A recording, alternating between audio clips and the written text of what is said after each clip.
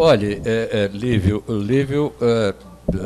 além do poeta talentoso que é, do escritor talentoso que é uma pessoa extremamente generosa e solidária, e foi aquela pessoa que teve logo a preocupação de escrever de ler o livro, pensando em escrever sobre o livro.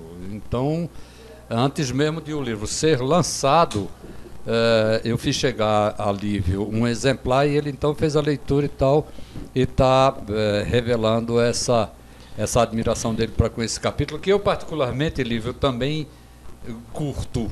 E curto por quê? Porque foi certamente naquela ocasião, até muito mais do que a convivência dramática com ele me levando para o Rio, eu doente, sem saber muito bem o que é que estava acontecendo, se ia dar certo ou não o tratamento, coisa do tipo.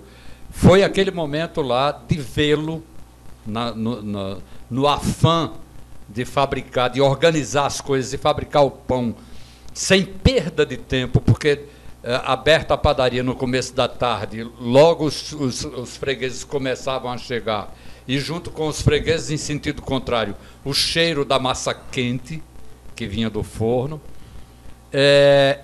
e me deslumbrava perceber que o meu pai acho que cheguei até a comentar isso com você, meu pai era um híbrido de industriário e operário da sua própria padaria.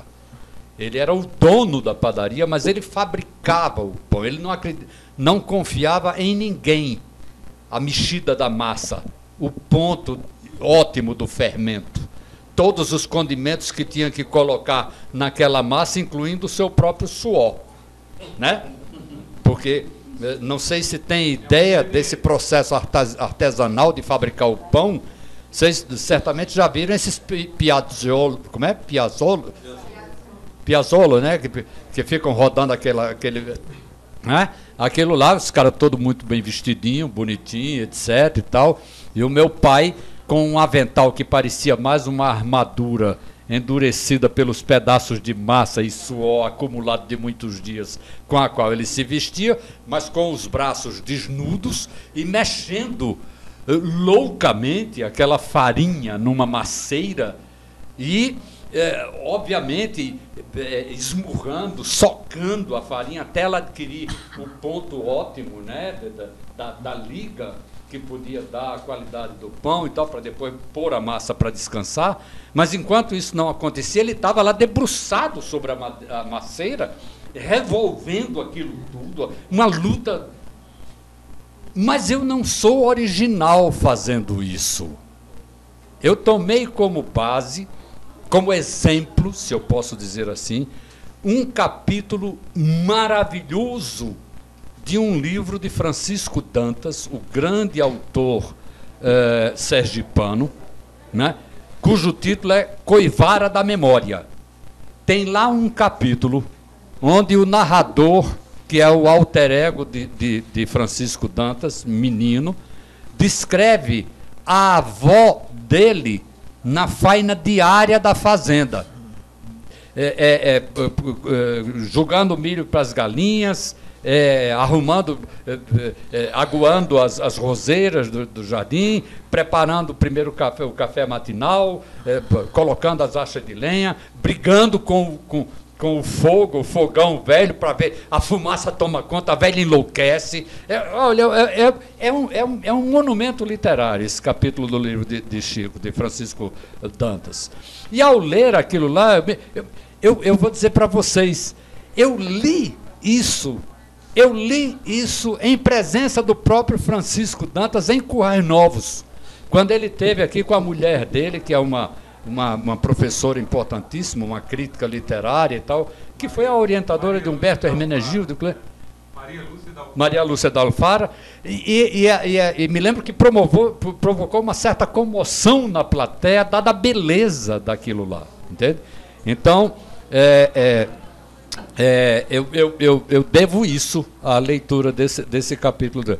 Agora, o meu pai era sim uma personagem fantástica, daí porque não me foi até nem um pouco difícil, por incrível que pareça, escrever esse capítulo, na medida que, embora ele contenha, passo a passo, eu tive a pretensão de descrever esse processo artesanal, né, de feitura do pão, que o meu velho iniciava com ele preparando a golda do fermento, chama golda do fermento, de madrugadinha, depois retornava, dormia um pouco mais em casa, depois retornava para a padaria, começava o fabrico propriamente, a mexida da massa, como se falava. Terminado isso, punha a massa para descansar.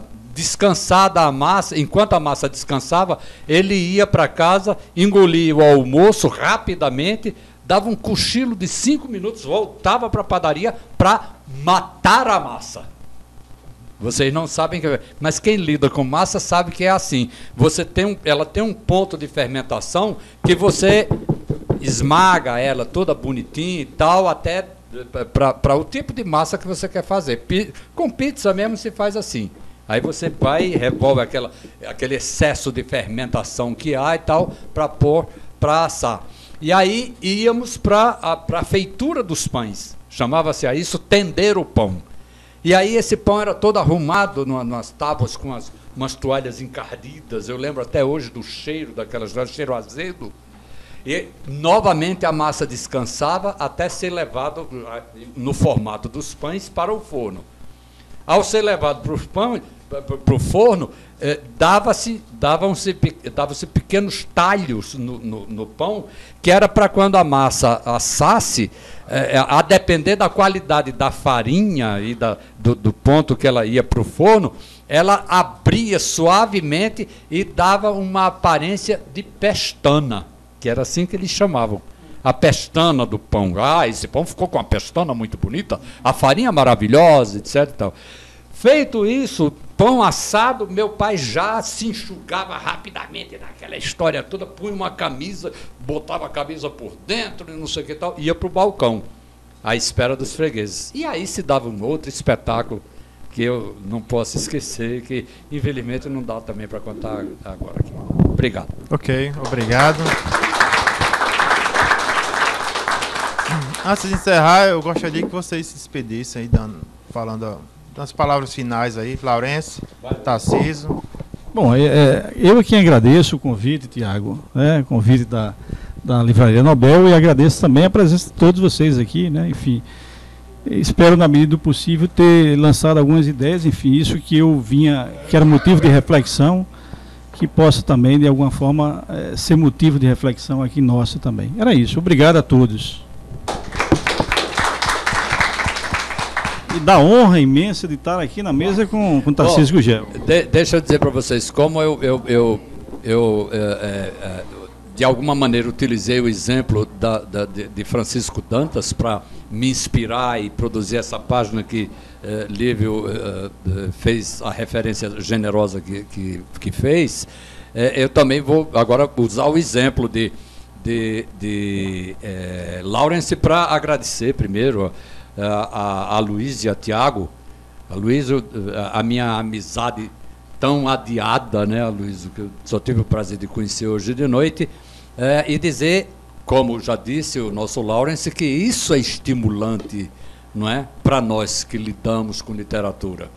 Eu acho que se a gente dispusesse de mais tempo, quem sabe outras oportunidades surgirão, e aí a gente poderá dar desdobramento, abordando outros aspectos, discutindo, trocando essa ideia tão importante, tão rica, né? Tá certo?